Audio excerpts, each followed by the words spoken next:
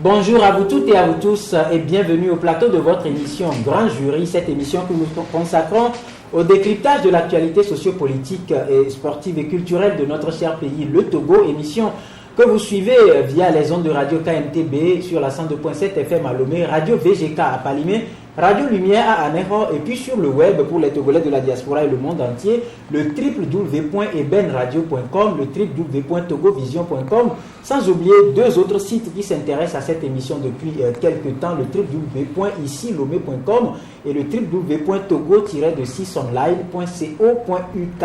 Et bonjour donc à vous toutes et à vous tous, vous qui êtes sur le territoire togolais ou un peu partout de par le monde, vous qui êtes également en ce moment devant vos petits écrans sur la télévision Espoir 47, donc bienvenue pour cette émission qui sera consacrée ce matin au volet sport avec à la clé le Maracana. Vous n'êtes sans savoir que notre cher pays, le Togo, a abrité les 7 et 8 août dernier la Coupe d'Afrique des Nations de la discipline, la 4e édition.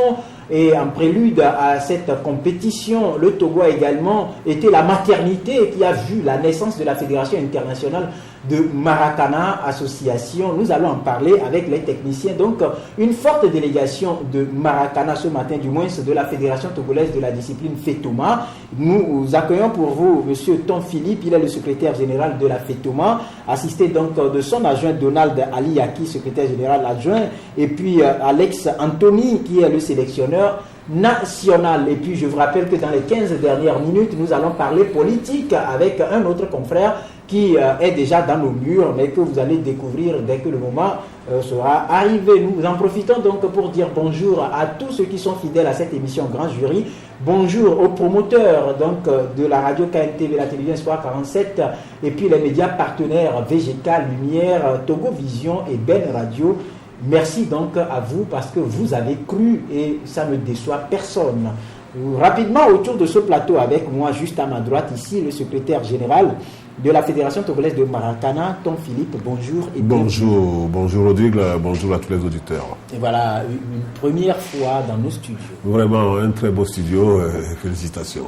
Merci donc, et surtout les remerciements vont, comme je l'ai dit tantôt, aux promoteurs de ces médias qui nous abritent, on va le dire ainsi. Donald Aliyaki, secrétaire général adjoint de la FETOMA, bonjour et bienvenue. Bonjour Rodrigue et bonjour à tous les fidèles de Grand Jury. Voilà, même si notre rendez-vous en prélude à la compétition n'a pas pu avoir lieu, ce matin on est là, on va faire le bilan. Ah oui, tout à fait.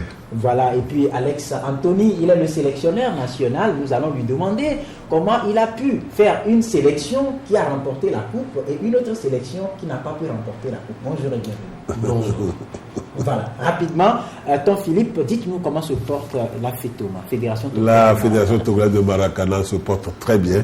Après l'organisation de la 4e édition de Maracana, on peut se réjouir d'avoir fait des petits moyens, un grand événement. Donc on va dire que la fédération se porte très bien avec tous les membres de cette fédération qui sont sortis ragardis de cette compétition. Voilà, que garder donc de cette compétition que le Togo a abrité? Oui, un bon souvenir. Un bon souvenir parce que aujourd'hui on peut être fier. Parce que toutes les délégations qui sont arrivées dans le cadre de cette compétition sont reparties satisfaits. C'est l'essentiel. Il faut dire que cette année, la 4e édition a été spéciale, très spéciale en ce sens que c'est au cours de la 4e édition qu'on a vu naître la Fédération internationale de Maracana. C'est aussi lors de la 4e édition qu'il y a eu une retransmission en direct sur une télévision nationale. Je crois que ça mérite des encouragements. Aujourd'hui, toutes les délégations sont parties satisfaites de l'organisation. Je crois que nous pouvons quand même nous féliciter de cela. Voilà, félicitations donc à la Fédération togolaise de Maracana. Nous allons tâter le pouls à notre sélectionneur national. Comment vous vous êtes senti au lendemain donc, de la finale, les deux finales qui ont sanctionné cette 4e édition de la CAN de la discipline? Ok, d'abord, merci. Je pense que le lendemain de cette finale, c'était toujours la joie, parce que ce n'est pas évident de gagner une finale, parce qu'une finale, ça se gagne, ça ne se joue pas. Et donc, nous avons eu la chance de gagner cette finale. Donc, jusqu'à présent, je crois que je suis toujours content. Très content. Très content. Voilà. Et M. Tanphilippe, vous nous disiez la dernière fois que par rapport aux moyens à mobiliser pour la compétition, c'était en deçà de la moyenne. Est-ce qu'au finish, ça a été... Comment vous avez fait pour réussir? Non, je crois que ça a été toujours en deçà de la moyenne. Mais vous savez, impossible n'est pas togolais, comme disent les enfants. Avec les petits moyens qu'on a eus, on s'est débrouillé. C'est vrai qu'actuellement même, nous avons des fourchettes qui continuent à tomber sur la table du président, du bureau de la fédération. Des dettes à payer? Des dettes à payer, nous sommes obligés de les payer. Nous, au départ, on s'était fixé un objectif, c'est de vendre l'image de notre pays aux délégations étrangères qui devaient arriver. Voilà, c'est ce que nous avons fait. Toutes les délégations sont reparties avec une très très bonne image de notre pays. Ils ont eu tout ce qu'ils ont voulu, l'hébergement, la restauration, même la compétition. Toutes les délégations ont déclaré que c'était vraiment la meilleure CAN. Et l'accueil, l'ambiance dans la ville, autour du stade, ils étaient tous satisfaits. Nous, c'était notre objectif premier. Maintenant, on a réussi. Et c'est vrai que les dettes continuent à tomber. Nous allons nous pencher dessus. Nous continuons à tendre la main aux autres sociétés qui n'ont pas encore réagi. C'est vrai que, comme on dit dans le football... Elles ont été visibles quand même. Elles ont été visibles, elles ont promis, nous sommes sûrs qu'elles vont tenir parole.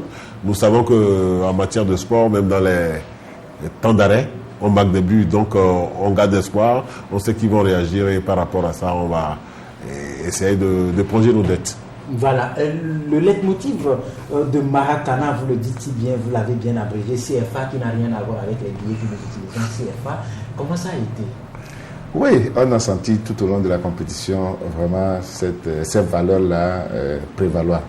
La convivialité, la fraternité, l'amitié, je vous assure, tout ce qui était là à partir du congrès, d'abord dans la salle du congrès, c'est vraiment, l'ambiance était bon enfant et l'élection a porté sur le président Bleu Charlemagne que vous connaissez très bien. Donc les travaux se sont déroulés dans une bonne convivialité et au finish, vous avez constaté, ils ont été unanimes sur l'élection du président. Ça veut dire quelque part que c'est des responsables, c'est des gens qui savent où ils vont, ce qu'ils font, ils savent ce qu'ils font. Donc aujourd'hui, on peut se réjouir de cela. Au-delà de ce congrès, il y a eu la compétition. Vous avez vu, tout au long de la compétition, il n'y a jamais eu d'arrêt de jeu. On n'a pas arrêté le jeu pendant un temps fou pour régler des problèmes. C'est vous dire que c'est des hommes responsables et cette convivialité, chacun l'a protégé durant toute cette compétition. Et aujourd'hui, je crois que l'avenir du Maracana, comme l'ont témoigné ceux qui sont arrivés pour la première fois, ils ont témoigné que l'avenir du Maracana est très, très rassurant parce que c'est des hommes qui savent où ils vont. Donc aujourd'hui, on peut quand même s'en réjouir. On peut s'en réjouir, mais le Maracana, c'est aussi entre un staff administratif à part et puis staff technique à part. Alors, ce qui nous amène vers Alex Anthony, dites-nous, comment vous avez pu, dans un laps de temps, réunir toutes les équipes qui ont représenté le Togo à cette compétition? Bon, il faut reconnaître que la fédération a organisé un championnat par des autres. Après, c'est un championnat national qui a permis de détecter des joueurs, des nouveaux talents. Il faut aussi savoir qu'on a commencé depuis 2012. Donc il y a déjà le Satou qui est là. Donc on a détecté deux nouveaux talents qui se sont joints à nous pour monter cette équipe-là. On a travaillé pendant 4 mois pour y arriver. C'est vrai que ce n'est pas facile. Mais bon, avec le courage, l'amour à la discipline, on est arrivé à ce stade-là. Mais quelles ont été les difficultés parmi nous? Non, en fait, nous, Maracana, la première chose qu'on dit quand on vient à l'équipe nationale, c'est le bénévolat. Donc, quelqu'un qui fait... Il n'y a pas de prime de masse, de prime de sélection. Non. Donc, il faut aimer la chose pour venir.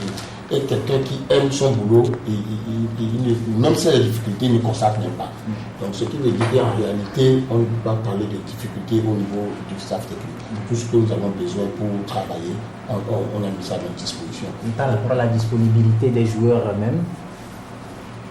sur le terrain. Non, sur le terrain. Aux séances d'entraînement,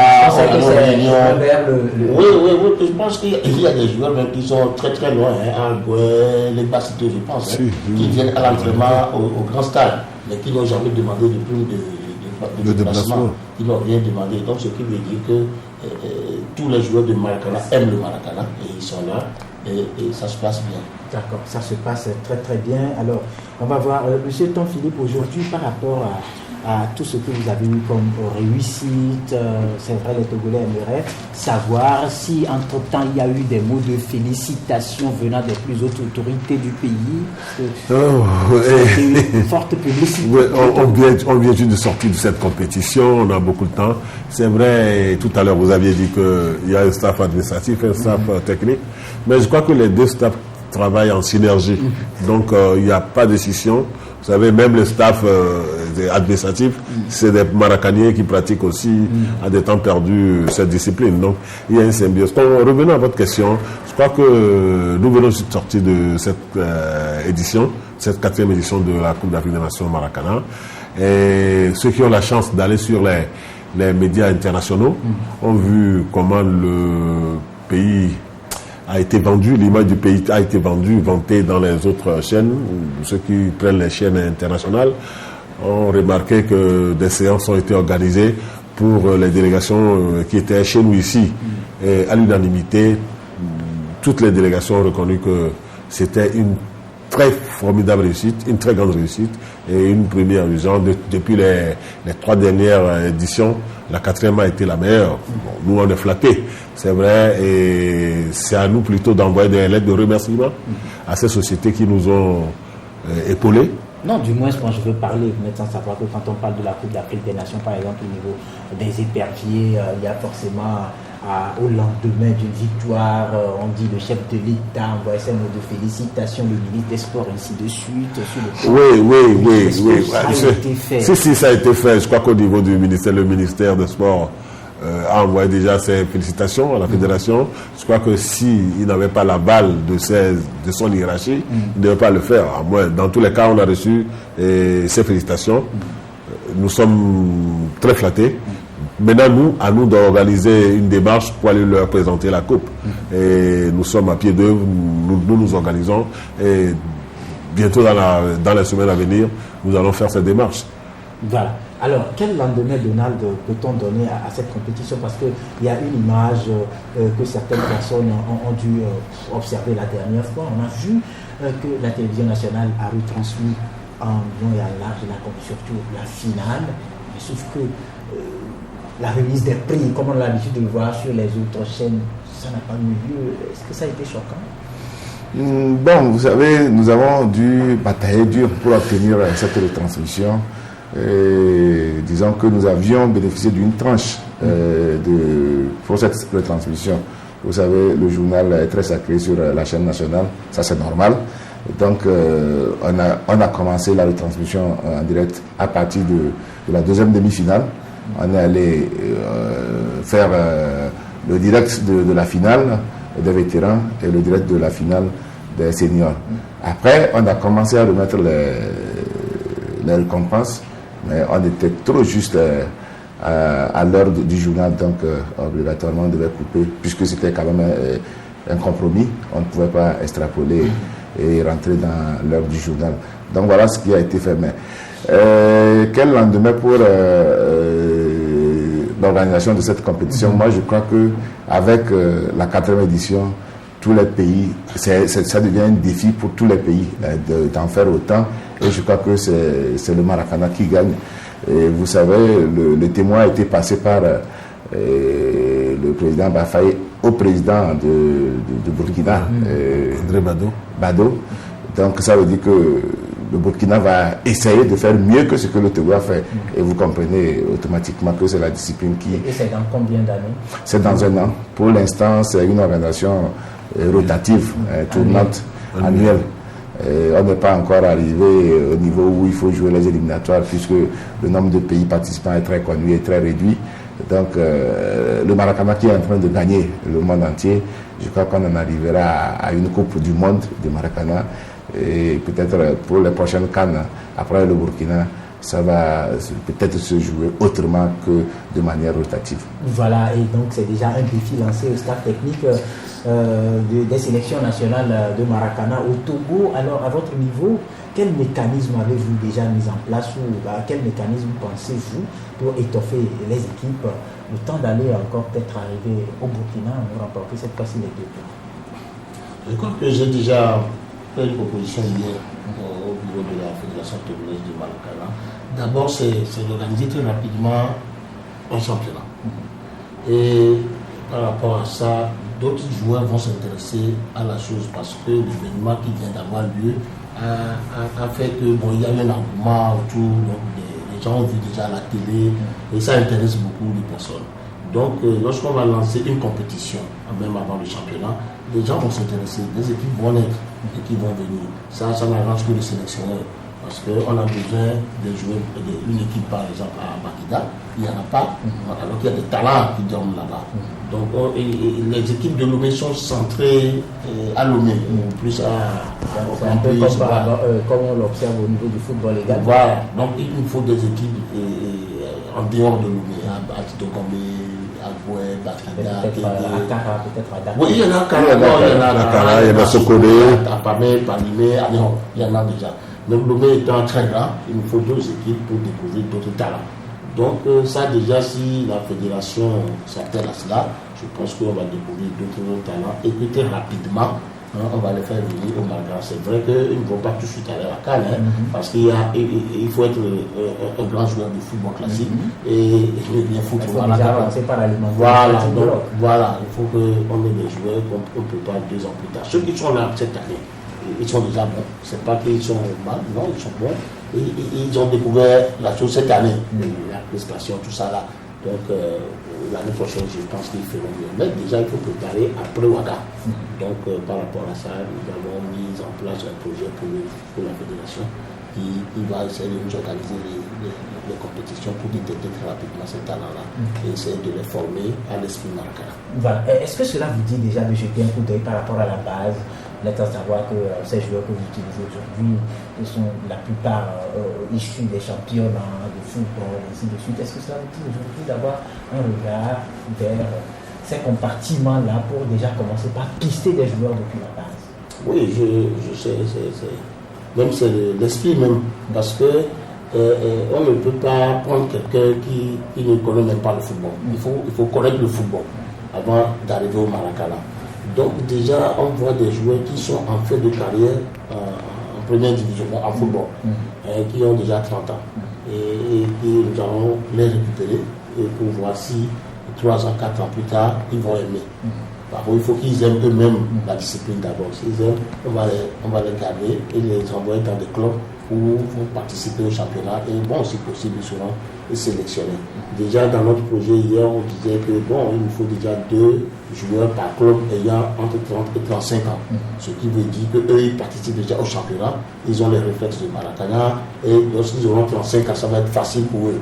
Donc, c'est de cette façon-là que nous allons progressivement faire venir des gens et les inclure dans l'esprit de Maracana. Voilà, et puis M. Tonphilippe, dites-nous, en dehors du CFA, vous avez parlé de bénévolat, là, mais dites-nous concrètement, quels sont les éléments de motivation que vous envoyez comme signaux au niveau de la masse pour que les gens puissent s'intéresser au Maracana. Après, on a maintenant des champions d'Afrique. Qu'est-ce qu'ils ont gagné concrètement en dehors du CFA? Non, vous savez, le Maracana, c'est un sport de responsables, de personnes âgées de 35 ans. Donc, ils ne viennent plus pour faire carrière, pour gagner quoi que ce soit dans le Maracana. C'est vrai que c'est un plaisir, c'est un loisir. Et au-delà de la compétition, ils viennent entretenir leur santé. Mais la fédération ne les laisse pas. Comme pour autant, c'est vrai que au Maracana, après la CFA, la convivialité, la fraternité, l'amitié, il y a la troisième mi-temps. La troisième mi-temps, c'est être ensemble, partager l'ambiance, tout cette troisième mi-temps. Vous voyez, et dans cette convivialité, dans cette fraternité, vous allez remarquer qu'au Maracana, c'est toutes les classes sociales qui se côtoient. Vous êtes un Maracanier, vous arrivez à l'hôpital avec un médecin qui est dans votre équipe, vous avez toutes les facilités. Vous voyez, pour vous faire soigner, à bon coût, peut-être même gratuitement. Bon, donc de ces relations se naissent et se tissent au niveau du Maracana. Je crois que c'est le plus grand profit à pratiquer cette discipline sportive. Ben, au-delà, c'est vrai que nous, on n'exige pas de primes. Les joueurs ne se lèvent pas pour dire, si vous ne me donnez pas cette prime, on ne va pas jouer, non. Mais la fédération fait avec ses moyens. Avec ses moyens, on les encourage, bon, de temps en temps, mais ce n'est pas du tout obligatoire. Ça dépend de la volonté des pratiquants, des dirigeants maracaniens. Un responsable peut de sa poste, s'il en a les moyens, le bonifier. Je ne sais pas, aujourd'hui, votre jeu m'a plu, votre entraînement m'a plu, voilà tout ce que je peux faire pour vous. Mais revenant au coach, au propos du coach concernant le championnat, nous, au niveau du staff administratif, nous avons prévu déjà des coupes.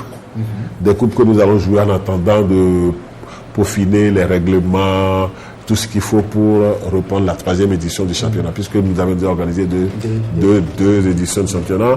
Pour aller à la 3e édition, nous voulons améliorer et corriger certaines différences que nous avons remarquées.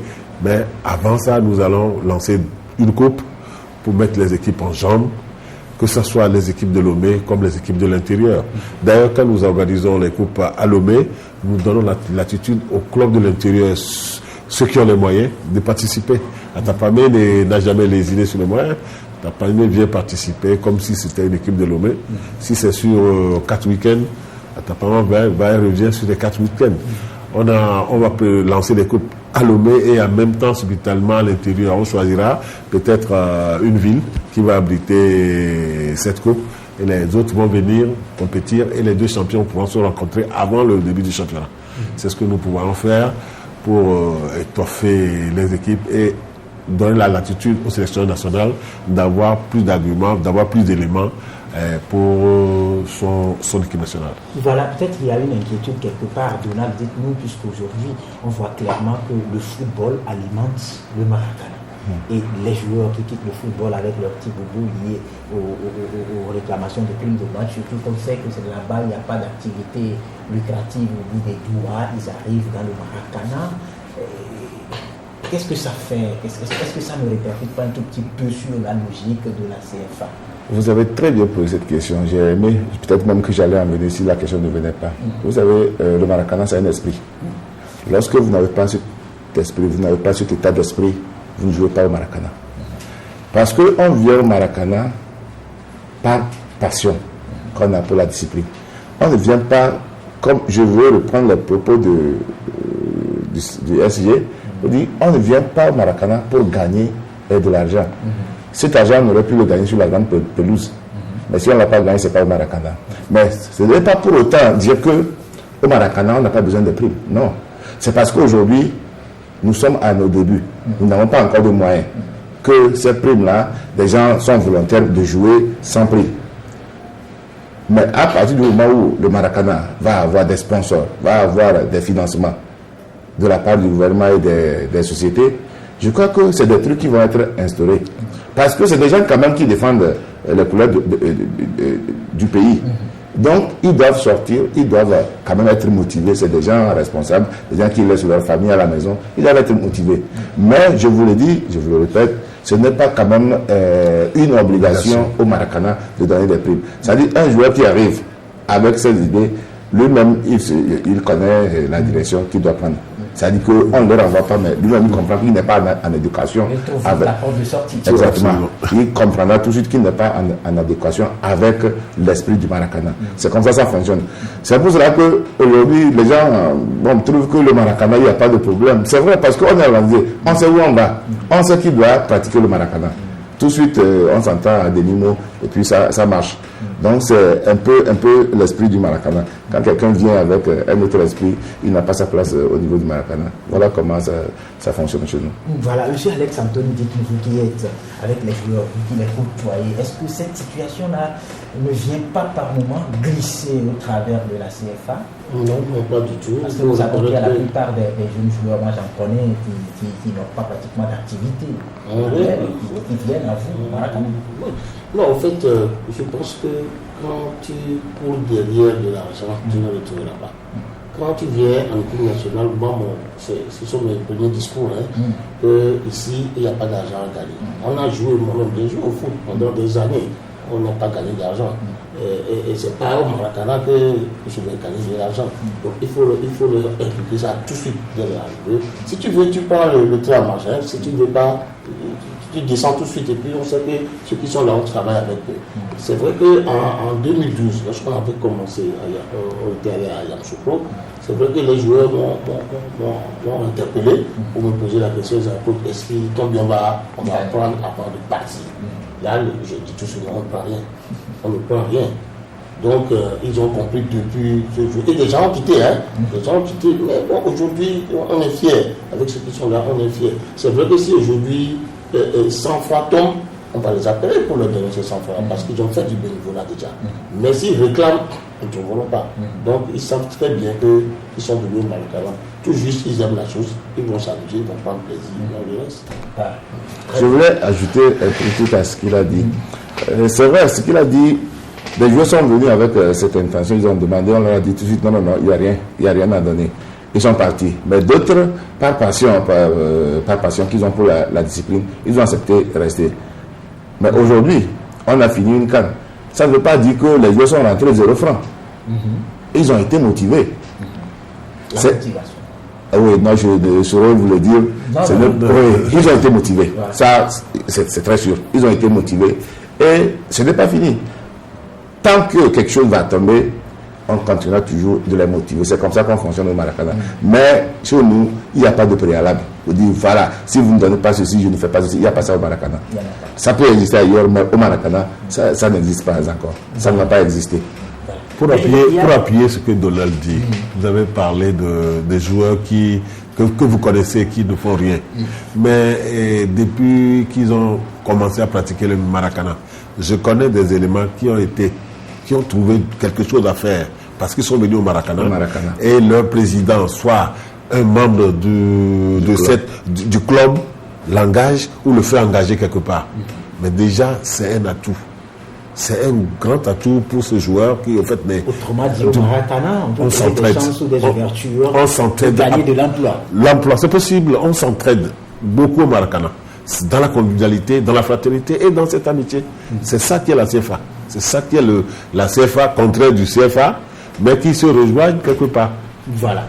Nous allons maintenant parler d'un projet fort que vous avez porté lors de la naissance de la Fédération internationale de Maracana Association. Il s'agit du projet de vulgarisation de la discipline. Alors, vous, en tant que staff technique, M. Tonphilippe, dites-nous comment vous planifiez ça. Parce que j'avoue qu'au Togo, il y a des localités dans lesquelles on ne connaît pas cette discipline. Vous avez raison.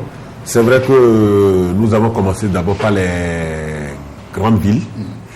Il y en a à Nehor, à Hauteux, a pris le train. Il y en a à Palimé, à Tapamé, à Kara et à Sokoré. Maintenant, les présidents de ces districts, nous voulons leur donner la chance d'œuvrer dans la création des clubs. Aujourd'hui, on retrouve 3 clubs à Nehor, pareil pour les autres villes, mais nous les poussons à pouvoir créer d'autres clubs, ce qui va donner des engouements de challenge dans ces régions. C'est-à-dire, je prends un exemple précis à Palimé. S'ils se retrouvent avec 4-5 clubs, ils pourront compétir entre eux et dégager le champion qui sera représenté. C'est ce qui se fait, c'est vrai, mais avec 2 clubs, il n'y a pas beaucoup d'engouement. Donc, derrière la fédération togolaise, après son bâton de pèlerin, il va commencer à faire le tour dans les prochains temps, et dans un proche avenir, pour booster les présidents de ligue, les encourager dans la création de d'autres clubs, ce qui va donner un certain engouement tout autour. Je crois que c'est le premier objectif d'abord, avant de voir les autres aspects de la vulgarisation et de la promotion de cette discipline. Voilà, monsieur Alex Anthony, par rapport à la vulgarisation, il y a des règles qui régissent quand même la pratique du Maracana. Vous, à votre niveau, en tant que sélectionneur national, comment vous organisez pour que les autres, puisque vous n'allez pas vous seul parcourir le territoire national pour détecter des talents, comment vous vous organisez pour que cette campagne de vulgarisation puisse être profitable à votre staff? Je crois que dans les jours à venir, on va faire une formation pour tous les entraîneurs du club. Nous allons vous aider pour penser comment faire développer sur Maracana. L'avantage, c'est qu'il y a déjà des petits poteaux qui existent dans toutes les localités du Togo. Donc, à partir de ce jeu de petits poteaux-là, on prend des gens qui ont 35 ans et on les forme au Maracana. C'est deux jeux de démarquage. Donc, il y a déjà la base. Parce que nous allons nous réunir en tant que techniciens des clubs de Lomé. Je pense qu'à partir de là, on va faire une proposition au bureau de la FITUNA pour vitaliser cette discipline-là. Très bien. Une dernière question autour de laquelle nous allons clôturer nos échanges ce matin. C'est par rapport toujours au Maracana. Je n'ai pas savoir que le football se pratique par les féminins également. Quel projet, Donald, dites-nous, quel projet vous avez pour les féminins? Est-ce qu'elles ont leur place au Maracana? Tout à fait, Rodrigue. Les féminins ont leur place au Maracana. Aujourd'hui, même si ce n'est pas la priorité de la Fédération togolaise du Maracana, je crois que c'est un projet. D'ailleurs, il y a déjà des femmes qui pratiquent le Maracana. Dans presque 4 ou 5 clubs, au MCL, il y a des femmes qui jouent au Maracana. À JDJ, il y a des femmes qui jouent. À Botafogo, il y a des femmes qui jouent. À Rangers, même à l'intérieur du pays, il y a des femmes qui jouent au Maracana. Sauf qu'il n'y a pas encore de club féminin formé uniquement pour cela. Mais je dis que c'est un projet de cette discipline. Ça va arriver très bientôt. Pour l'instant, nous allons nous atteler à vulgariser le Maracana à travers toutes les préfectures du pays. Pour l'instant, il reste, disons, Mango, Dapao pour couvrir tout le territoire. Après cela, je crois que la féminisation du Maracana va suivre. Alors, M. Alex Anthony, en guise de dernier, mais quel appel vous avez à lancer à l'endroit des gens qui souhaiteraient bien sûr venir au Maracana? Oui, bon, d'abord, après la finale de samedi, j'ai été approché par beaucoup de personnes qui veulent venir au Maracana. Donc aujourd'hui, je lance l'appel et s'ils veulent réellement venir au Maracana, ils n'ont qu'à passer à notre siège, au terrain de handball. Ils vont trouver quelqu'un là-bas. Ils peuvent même venir ici vous voir pour avoir le contact. Voilà.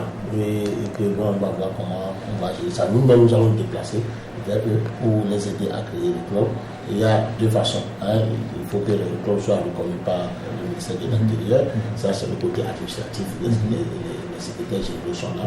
Et maintenant, pour la pratique même de la discipline, c'est mon devoir, avec mon staff technique, de les aider. Et ça, c'est toujours une bonne chose pour le Maracana. Donc, nous sommes prêts, nous sommes à leur disposition. Ils n'ont qu'à s'approcher de nous, le reste, on le fera. Voilà, M. Confilique. C'est d'abord pour enchérir par rapport à ce que M. Anthony Alex vient de dire. Le Maracana, ce n'est pas forcément la compétition. C'est d'abord entretenir sa santé. On a été sportif, on a été footballeur. Aujourd'hui, le grand terrain devient plus grand. Il faut venir sur un espace plus réduit. Et on vient pour s'entraîner, entretenir sa santé, renvoyer beaucoup de maladies.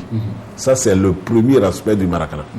Qu'on soit 90 ans, de 100 ans, tant qu'on peut se tenir sur ses deux pieds, ce n'est pas interdit de pratiquer du Maracana. Et en le pratiquant, c'est que vraiment, on veut garder sa bonne santé. Ça, c'est très important. Deuxième aspect, tout à l'heure, vous avez posé la question à M. Anthony, comment se débrouille-t-il pour avoir les joueurs de l'intérieur?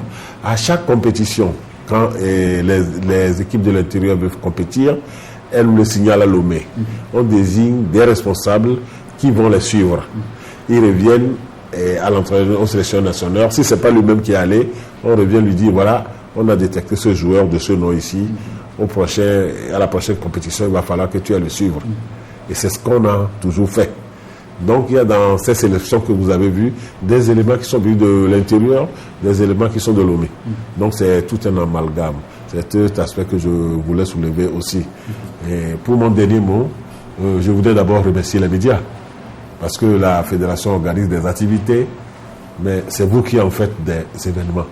Et vraiment, nous sommes très contents, très fiers de vous pour le travail que vous avez abattu avant, pendant, et vous continuez à le faire aujourd'hui, déjà.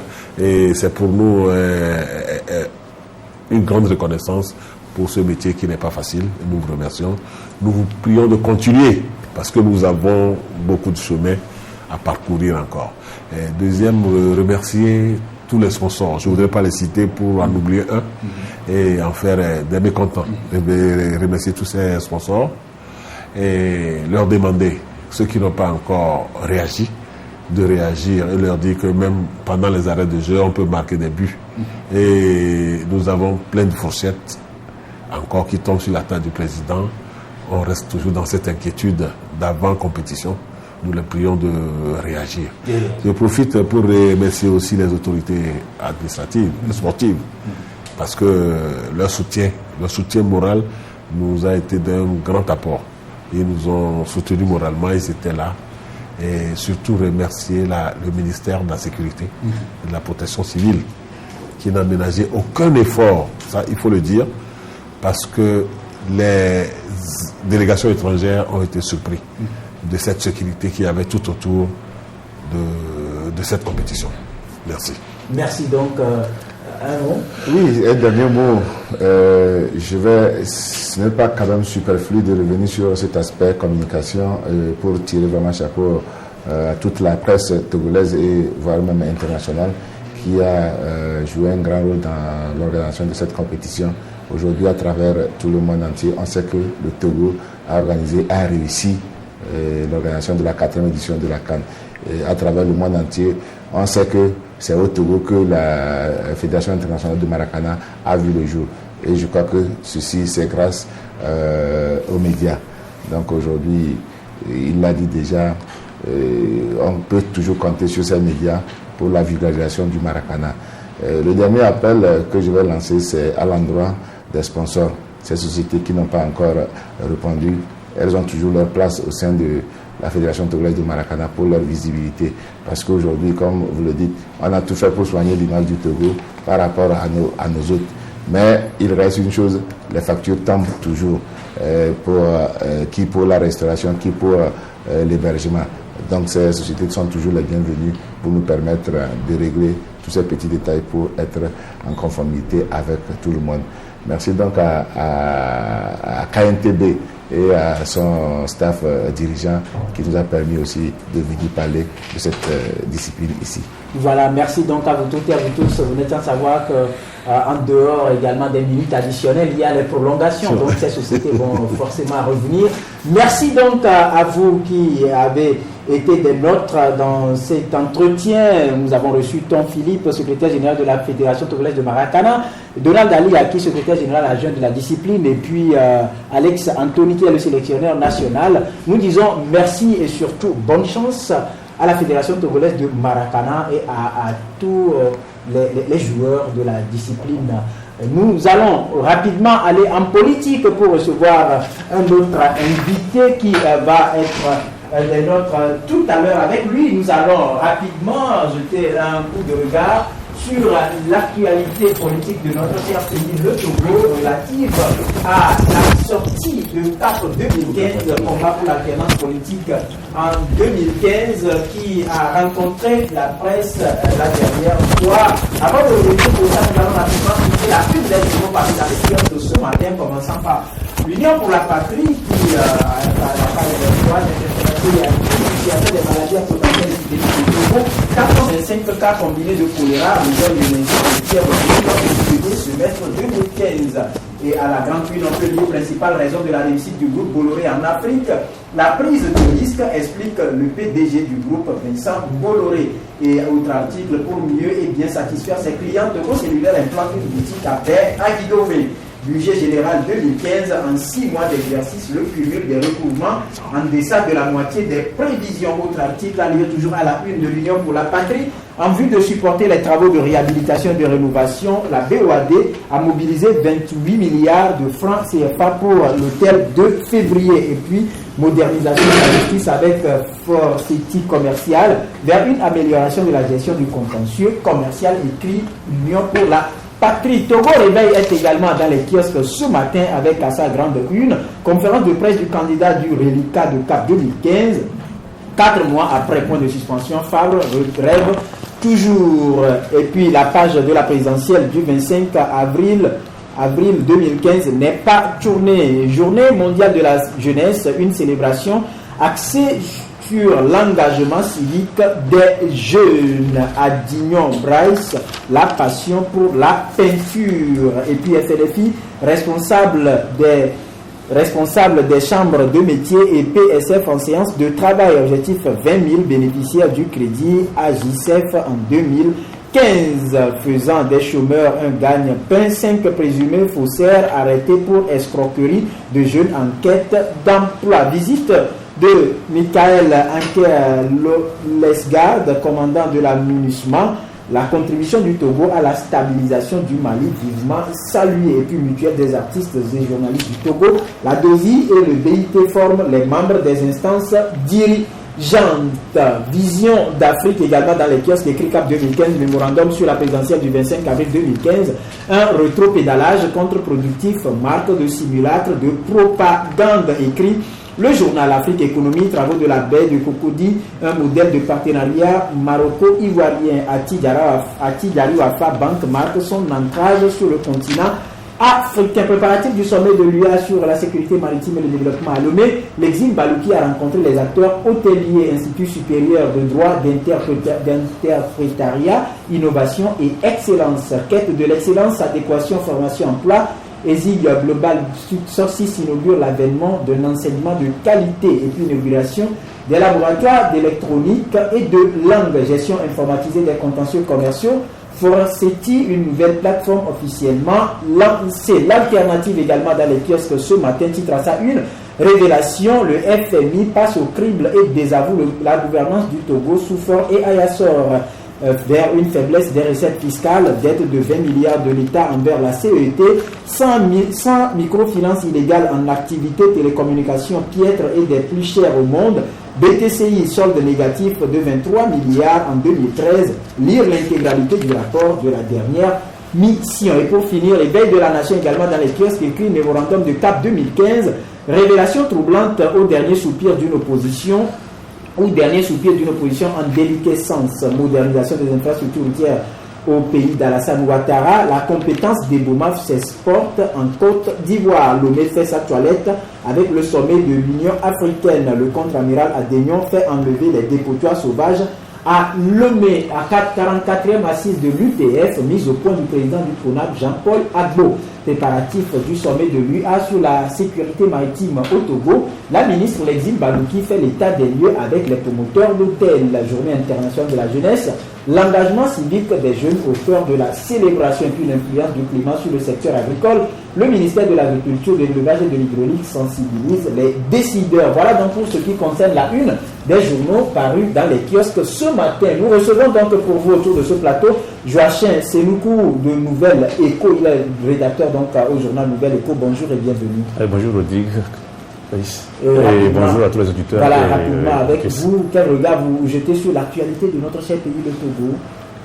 Et bon, la question est bien vague. Bon, l'actualité, en politique surtout. En politique, bon, pour le moment, et la question qui continue de défaire la chronique, c'est bien, je pense, le mémorandum de CAP 2015 qui a été rendu public le mardi dernier lors d'une conférence de presse. Et je pense qu'il n'est pas encore trop tôt de mettre fin aux commentaires qui continuent de faire la une des journaux. Et sur ce point, moi je voudrais commencer par là, que c'est bien vrai, ce mémorandum-là, c'est déjà entendu. Mais il y a une particularité. Et c'est le fait de conserver ces remarques dans un document bien confectionné. Et moi, à mon avis, quand j'ai parcouru ce mémorandum, mon premier constat, c'est que Faure est mal élu. Ça, c'est une évidence. Et on le sait depuis. C'est votre constat à travers le document? C'est mon constat. C'est le premier constat, je dis. Le premier constat. Mais les autres viendront plus tard. Il est mal élu, pourquoi? Et quand vous parcourez un peu le document, vous constatez qu'il y a assez d'irrégularités graves. Très graves. Et je prends des exemples particuliers. Et il y a par exemple des bourrages d'urnes. Ça, c'est une évidence. Et le document a fait référence à des données venant de la CENI, des CELI, des bureaux de vote. Mais il n'y a pas à nier cela. Seulement, je vais donner quelques exemples. Il y a par exemple, si vous prenez la CELI de Tône, je prends seulement le bureau de vote du canton de Safan-Touté, où il y a 348 inscrits, et c'est 354 qui votent. Ça, il n'y a pas d'explication à donner. Ça, c'est un bourrage d'urne, c'est une faute. Mais il y a des cas plus graves que ça. Vous allez voir ailleurs, et c'est la plupart des bureaux de vote des CELI du nord du pays. Vous allez voir encore par ailleurs des inscriptions des mineurs, d'étrangers, et le traficotage de chiffres, des zéros qui deviennent 16, et vice-versa, on oublie de raturer peut-être des écritures ailleurs. Ça, c'est des cas de fraude qui sont assez graves, c'est bien vrai. Et je disais que tout ça là, on ne comprend pas pourquoi jusqu'à ce jour, Fabre n'a pas pu déposer de recours à la Cour constitutionnelle. Les gens se posent la question. Est-ce qu'il peut encore le faire? Et pourquoi il ne l'a pas fait avant? Voilà, parce que les faits sont flagrants. Mais on se demande pourquoi il n'a pas fait recours. Vous savez pourquoi? Il y a une réponse très simple. C'est bien vrai, c'est avéré. Il y a une faute. Mais lorsque vous allez maintenant au fond, s'il déposait recours à la constitutionnelle, on va procéder à l'annulation de ces cas d'irrégularité. Et malgré ça, vous allez voir que l'écart va persister entre Fabre et Faure. C'est 500 000 voix en faveur de Faure.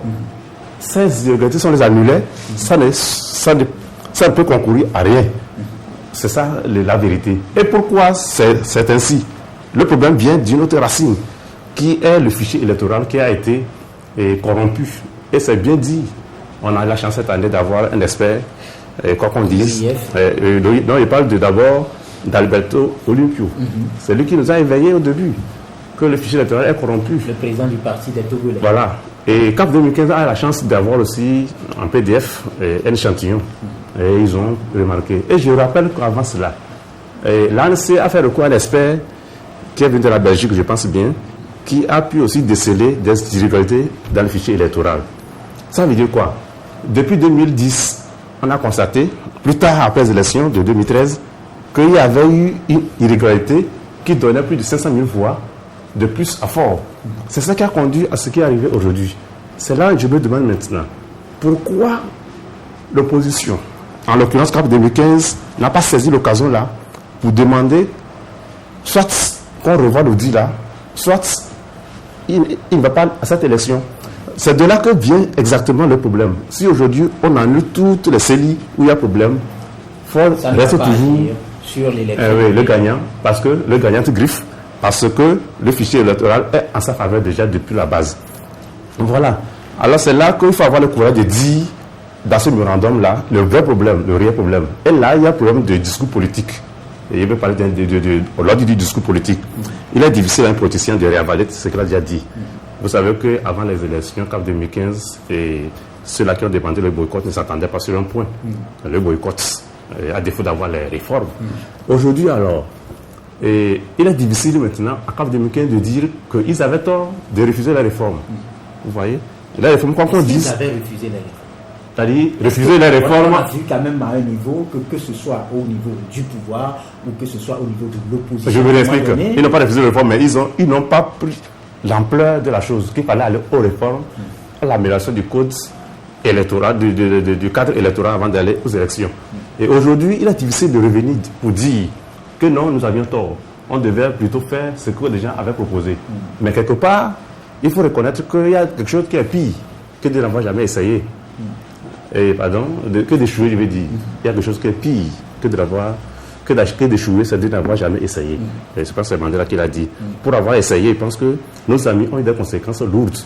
Et demain, ils comprendront que avant d'aller à une élection au Togo, c'est ce qu'ils n'ont pas pu dire à la fin du mémorandum, c'est ce qui m'a un peu touché moi. On est d'accord qu'il faut améliorer le cadre électoral, mais il faut être encore plus clair. Il faut les réformes, il faut un audit du fichier électoral avant d'aller aux élections au Togo. Mais vous avez suivi Mme Brigitte Kafi-Adjamabo-Johnson la dernière fois qui a dit que même avec les réformes, on ne saurait empêcher ce qui est arrivé. C'est bien vrai.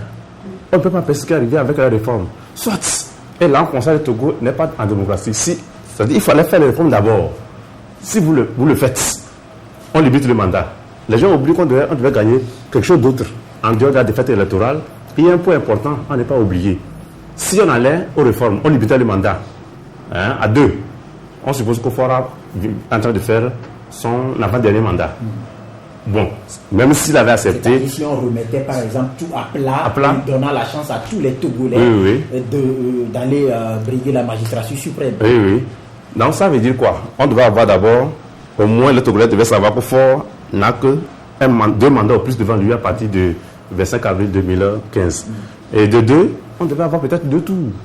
Et les réformes ne sont pas seulement les seules conditions. Il y a aussi des réformes institutionnelles et constitutionnelles. C'est ça. Le CAP 2015 a parlé de l'assainissement du cadre électoral. C'est ça qu'on appelle, ça fait partie des réformes institutionnelles. Et les réformes aussi en parlent. Donc on ne peut pas dire que les réformes ne sont pas importantes. Mais si on fait tout ça là, pour pouvoir maintenant voler la victoire, le pouvoir sera obligé maintenant de faire recours à la force brute. Vous comprenez? Comme en 1998. Je pense qu'aujourd'hui, ça ne peut plus se faire. Mais voilà pourquoi il faut être honnête et reconnaître que, quoi qu'on dise, on ne peut pas dire aujourd'hui que les réformes ne sont pas importantes dans les élections. Même si on le voulait, il y a un acquis qu'on devait avoir, au moins la limitation des mandats, le nouveau scrutin à 2 tours, on va revoir la CENI, la Cour constitutionnelle. Aujourd'hui, tout le monde est d'accord que tout ça là, c'est verrouillé. Voilà pourquoi les réformes ne peuvent pas dire aujourd'hui que ce n'est pas important. C'est très important. Ce que le problème, c'est que c'est le discours politique. Personne ne veut dire que l'autre avait eu raison. Voilà. Malheureusement, nous sommes tenus par le temps. Il nous reste à peu près 5 minutes. Est-ce qu'aujourd'hui, vous voyez les acteurs reprendre les bâtons de pèlerin par rapport aux réformes? Ah oui, vous savez, tout dépend maintenant du pouvoir. Ça, quoi qu'on dise, nous ne jetons pas la pierre à l'opposition seulement. L'opposition, elle doit s'unir. Mais, moi, je mets en garde le pouvoir qui doit comprendre qu'il n'y a pas d'empire qui ne périsse pas. Il n'y en a pas. Et je dis que tout ce qui est basé sur la force brute ne peut jamais résister au temps.